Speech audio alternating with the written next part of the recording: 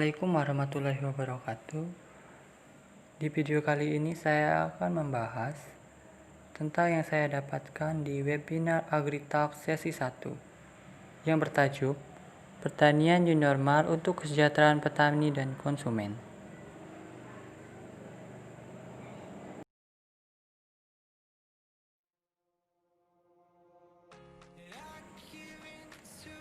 Perekonomian Indonesia mulai melambat. Perekonomian Indonesia pada Q1 2020 hanya 2,97%, padahal PSBB baru diterapkan April 2020. Pertumbuhan akan lebih rendah pada Q2 2020. Pertumbuhan pertanian terendah 0,02%, perdagangan 1,60%, konstruksi 2,90%, dan pertambangan 0,43%. Dampak bagi kinerja perekonomian, pangsa pertanian telah mengecil 12,84%, industri kecil 19,98%, sektor jasa tumbuh, keuangan asuransi 10,67%, informasi komunikasi 9,81%. Transportasi struktural perekonomian masih belum mulus. Penggunaan teknologi modern dan peningkatan nilai tambah pertanian perlu menjadi norma baru pasca pandemi COVID-19. Era modern, Presiden Susilo Bambang Yudhoyono, Jokowi, persoalan semakin kompleks, multidimensi, ketimbangan pendapatan meningkat setelah otonomi daerah, kualitas dan sistem perdagangan negara dan daerah mendapat sorotan. Persoalan lama seperti gizi buruk, tankes, stunting, rawan pangan, wabah, warung coklat, dan lain-lain datang bersamaan. Revolusi digital 4.0 mengubah banyak hal, memudahkan banyak urusan, tapi mempersulit hubungan interpersonal. Banyak khawatir dampak buruk digitalisme pada budi pekerti. Namun, digitalisme telah mengubah dimensi pemerintah. Para ilmuwan dituntut berpikir secara transdisiplin, tidak sekedar multidisiplin yang terkesan kurang integratif. Komunikasi ekonom pertanian dengan peminat bidang lain harus lebih intensif. Pemerintah boleh diharapkan, tapi tidak terlalu banyak. Perubahan harus terus diperjuangkan. Pandemi COVID-19 pemicu krisis pangan. Peringatan FAO, IFRI, dan DLL krisis pangan baru. Krisis pangan tidak ditandai lonjakan harga pangan, tetapi karena kontraksi ekonomi. Harga minyak bumi rendah, stok pangan baik, musim panen baik. Pandemi COVID-19 menghasilkan lockdown di banyak negara. Sistem logistik global terganggu, ancaman resesi ekonomi global, dan akan ada 500 juta orang miskin baru karena COVID-19. Krisis pangan lebih berupa persoalan akses pangan. Penghasilan tidak memadai untuk membeli pangan pokok dan keperluan lain. Di Indonesia dan negara berkembang, banyak orang tidak dapat bekerja karena PHK dan harus terganggu bantuan pangan.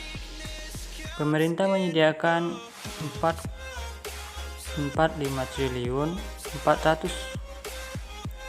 triliun untuk penanggulan COVID-19 dan 641 triliun untuk pemulihan ekonomi nasional. Pemutakhiran DTKS menggunakan sistem IT melibatkan Pemda terutama untuk mengurangi acquisition dan inclusion error. Upaya mitigasi dampak COVID-19. Pertama, dukungan kebijakan logistik dan rantai pasok pangan dengan melibatkan sejumlah BUMN dan BUMD pangan beroperasi dan swasta. Kedua, perluas akses petani pada jaringan pemasaran daring dengan melibatkan koperasi dan BUMDes. Ketiga, dukungan stimulus ekonomi khusus untuk pertanian dan pedesaan sebagai kebijakan afirmatif perlindungan petani dan desa sebagai basis produksi pangan. Keempat, dukungan pelindung dan jaringan pengamanan sosial bagi kesejahteraan petani di masa pandemi COVID-19. Dampak COVID-19 sektor pertanian. Belum meratanya distribusi, kelebihan suplai di tingkat petani sehingga menyebabkan harga jatuh, terbatasnya modal usaha untuk musim tanam, pasar berkurang akibat pembatasan mobilitas, jam operasional pasar, jam kerja restoran dan kantor, penurunan penghasilan dan penurunan daya beli petani. Masalah di semester 1, ketidakpastian distribusi. Masalah di semester 2, ketidakpastian produksi. Rencana aksi memperkuat ketahanan pangan pasca panen COVID-19.